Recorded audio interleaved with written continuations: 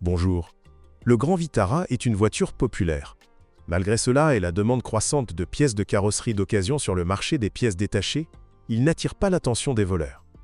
À une exception près, le cache de la roue de secours sur le hayon est volé à une échelle quasi industrielle. La longue vie de la voiture sur le tapis roulant a été égayée par 2 restilages. Cependant, aucun n'a apporté de changement majeur au design. Techniquement, les voitures de ces dernières années sont quasiment identiques à celles d'il y a 10 ans. Un vieux cheval ne gâchera pas le sillon. Outre la version 5 portes la plus courante, il existe également une version 3 portes raccourcie. Sa version avec moteur 1.6, boîte manuelle uniquement et transmission raccourcie, sans différentiel central autobloquant et avec une gamme de rapports réduite dans la boîte de transfert, est très demandée. Les autres versions sont équipées d'une transmission tout-terrain complète. Avec l'anillage, un léger affaissement du hayon est inévitable en raison du poids de la roue de secours. Ce problème se résout par quelques ajustements mineurs. Les optiques sont impeccables, elles ne s'embuent pas et ne fondent pas. L'exception concerne la version avec feu de croisement au xénon, équipée d'un lave-phare obligatoire. Son moteur est situé tout au fond du réservoir, derrière le pare-choc avant, et n'est recouvert d'aucun élément. 2 ou 3 ans suffisent pour que ces bornes, sortant du boîtier, pourrissent à cause de la saleté de la route. Les ingénieurs ont clairement fait une erreur de calcul, en réduisant la taille des cellules du moteur et du radiateur de climatisation. L'espace entre elles se recouvre rapidement de boue, ce qui perturbe le refroidissement. Le moteur est le premier à sonner l'alarme, surtout sur les versions 2.4 et 3.2. L'aiguille de la jauge de température d'antigel passe dans le rouge. Les techniciens recommandent de rincer les radiateurs au moins une fois tous les 2 ans. Pour ce faire, il faut les démonter. L'humidité s'accumule constamment dans la zone où se trouve la boîte à fusibles sous le capot, sur le côté droit du compartiment. Sur une voiture sur 5, âgée de 7 à 10 ans, cela entraîne une dégradation importante des contacts internes. La maladie est visible, le bloc est transparent. Cependant, il n'est pas démontable et doit donc être remplacé en bloc. Les problèmes de boîte de transfert sont généralement dus à des contacts oxydés. Le témoin de la transmission intégrale s'allume sur le tableau de bord, et les modes de transmission cessent de changer. Selon les techniciens, le moteur 1.6 plus récent est le plus fiable. Ces bons résultats s'expliquent en partie par le fait qu'il était compatible qu'avec la version 3 portes la plus légère du crossover Grand Vitara et qu'il était doté d'une transmission intégrale simplifiée. Les conditions de fonctionnement y sont plus douces que celles des autres versions. Structurellement, ce moteur ne diffère guère de son ancêtre de la fin des années 1980, installé sur la première génération de cette Suzuki. Un exemple de la façon dont les améliorations modernes peuvent profiter à un moteur éprouvé. Le moteur 2.0, le plus courant, n'est installé que sur les crossovers 5 portes. Ce moteur est fiable, mais faible pour une telle voiture, ce qui explique ses inconvénients. Pour une conduite plus ou moins vive, il faut le faire monter en régime.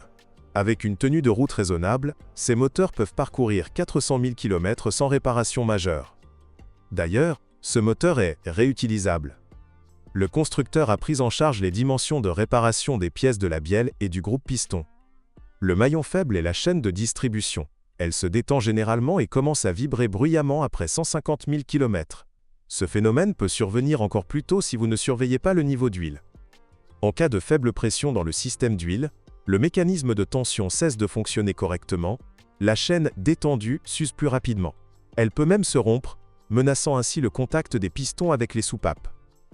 Sur les 60 000 à 80 000 premiers kilomètres, le moteur 2 litres ne consomme pas d'huile. Après 120 000 km, la consommation normale atteint 250 ml pour 1000 km. Une consommation plus importante, selon l'expérience des réparateurs, indique un début d'usure des segments et des bouchons de racleur d'huile. Cependant, ne vous précipitez pas pour ouvrir le moteur si la consommation atteint 350 ml.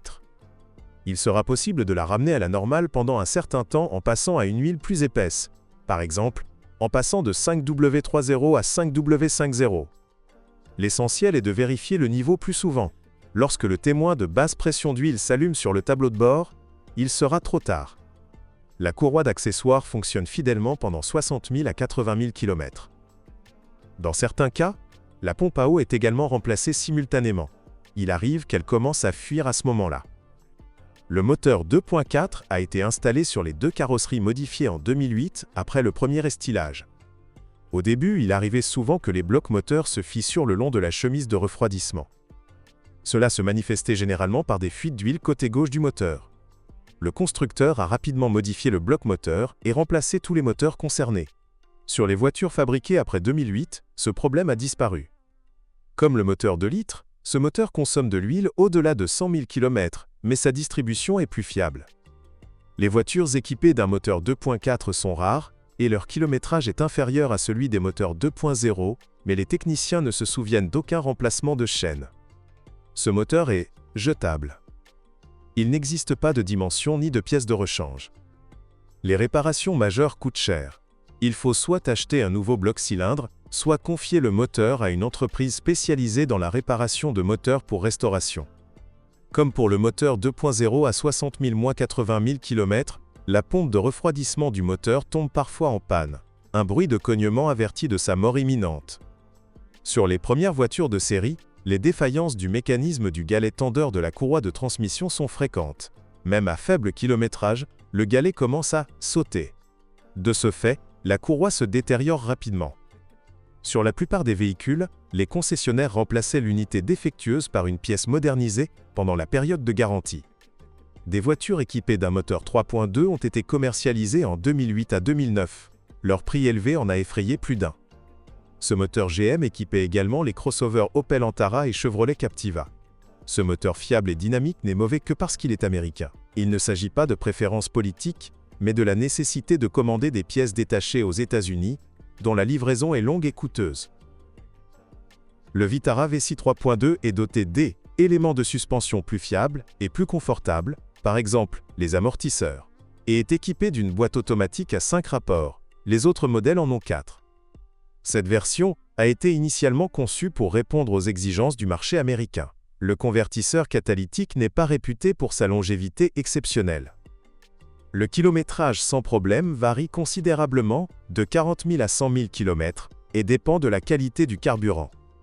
Son dysfonctionnement se manifeste de manière étrange. Outre l'apparition du témoin « check » au tableau de bord, un message indiquant la faible efficacité du convertisseur catalytique, le régulateur de vitesse cesse de fonctionner pour une raison inconnue.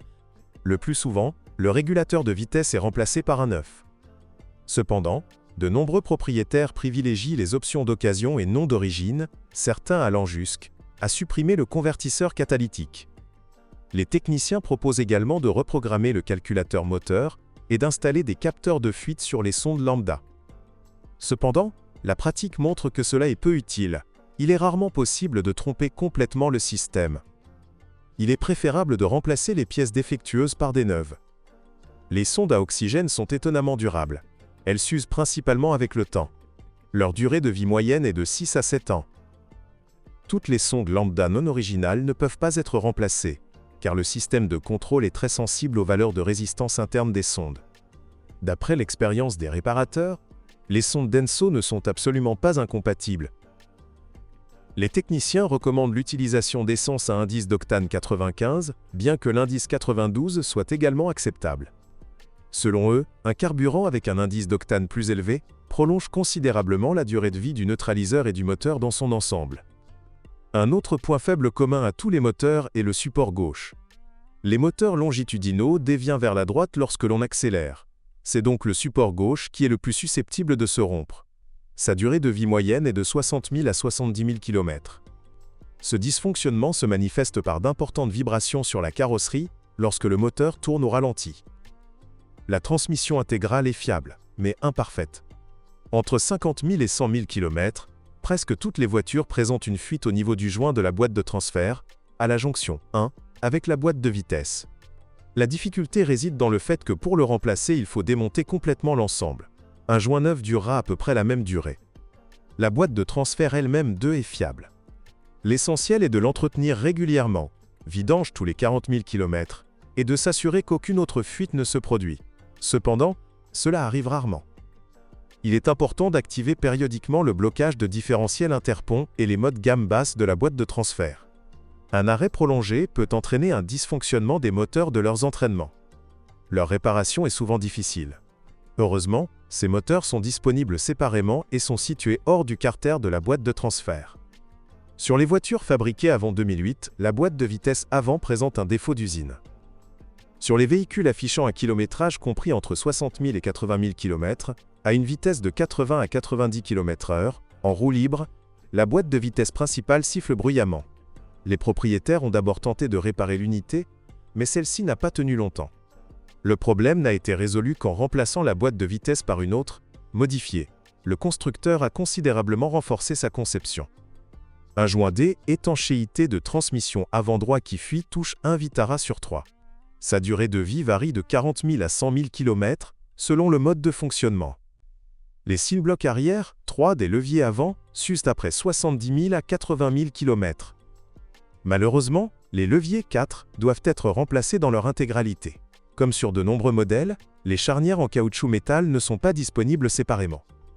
De plus, la conception des leviers eux-mêmes ne permet pas de retirer facilement les sideblocks usés et d'installer, du moins pas d'origine, des sideblocks. Les parois des pièces sont trop fines et le risque de fissure est élevé. Des leviers chinois moins chers sont disponibles sur le marché, mais, comme l'a montré la pratique, leur qualité est extrêmement médiocre. Leur point faible est les rotules, 5, dont la durée de vie moyenne est de quelques milliers de kilomètres. Un autre problème courant est l'usure rapide des bagues de la barre stabilisatrice avant, 6. La suspension se met immédiatement à vibrer bruyamment sur les surfaces irrégulières. Certains propriétaires changent les bagues presque tous les 15 000 km. Par ailleurs, les jambes de force stabilisatrices sont très robustes, avec une durée de vie de 80 000 à 90 000 km. Les rotules et les amortisseurs avant et arrière, 7, sont pratiquement indestructibles. Les roulements de moyeux sont rarement remis en état avant 100 000 km. Ils sont vendus montés avec les moyeux. Fait intéressant, les unités avant et arrière sont interchangeables. Après 2 ou 3 ans de fonctionnement, les boulons des bras de suspension arrière, 8, responsables du réglage du pincement et du carrossage, rouillent. Souvent, il n'y a pas d'autre solution que de scier toutes les fixations et de remplacer 8 cils en bloc. La durée de vie de la crémaillère de direction 9 dépend uniquement des conditions d'utilisation. Elle peut parcourir 400 000 km ou seulement 30 000. Sur un quart des véhicules, une fuite au niveau du joint supérieur se produit en raison d'une rupture de la liaison entre le mécanisme de la crémaillère et l'arbre de direction. Dans certains cas, la connexion peut même cogner. L'usure des manchons latéraux de l'appareil est assez rare. Le rack est remplacé en bloc, car le fabricant ne fournit pas de pièces de rechange. La restauration de l'appareil par des entreprises spécialisées n'est pas non plus efficace. En raison des caractéristiques de conception du rack, il est difficile de trouver des composants de haute qualité, ce qui, au final, coûte plus cher. Tous les 3 ou 4 ans, le tube de direction assistée doit être remplacé en raison de l'usure de ses points de fixation à la carrosserie. Le fabricant a déjà proposé plusieurs modifications, mais le problème persiste. Les biellettes et embouts de direction, quant à eux, sont quasiment indestructibles. La structure de la carrosserie assure un haut niveau de sécurité passive aux passagers, mais la partie avant absorbe trop efficacement l'énergie de l'impact. Même en cas d'accident mineur, les dégâts sont importants. Les réparations peuvent coûter cher. Les transmissions automatiques Aisin ont fait leurs preuves sur la précédente génération du crossover. Avec des vidanges régulières, tous les 40 000 km, elles fonctionnent fidèlement. La boîte de vitesse manuelle est également très fiable. Aucun défaut majeur ou généralisé n'a été détecté en 11 ans. La durée de vie de l'embrayage dépend uniquement du style de conduite. L'intervalle d'entretien recommandé est le même que pour les boîtes automatiques. Sur les véhicules fabriqués avant 2008, des problèmes surviennent parfois au niveau de la tringlerie de changement de vitesse de la boîte manuelle. Entre 60 000 et 100 000 km, les bagues en plastique, et parfois la tige elle-même, se cassent. Outre l'ensemble complet, des éléments individuels sont disponibles pour réparation. Le système audio standard est de qualité médiocre. Il arrive que des CD se bloquent. Cela concerne principalement le changeur de CD. Pour retirer le disque, il est nécessaire de démonter partiellement la tête. L'installation d'un autoradio non d'origine éliminera tous les problèmes. Le point faible du système de climatisation est le moteur du ventilateur. À 120 000 km, il grille, parfois en même temps que le relais de commande. Les éléments sont situés séparément. À de tels kilomètres, les entraînements des volets du module de chauffage peuvent parfois tomber en panne. Les moteurs de régulation de température et de recirculation grillent. Heureusement, ils sont disponibles en pièces détachées. Sur les voitures plus anciennes, les tubes de climatisation situés dans le compartiment moteur peuvent pourrir. Le compresseur lui-même est fiable. Si vous connaissez d'autres pannes ou dysfonctionnements, n'hésitez pas à nous en faire part dans les commentaires. Votre avis pourra aider d'autres personnes à choisir une voiture d'occasion.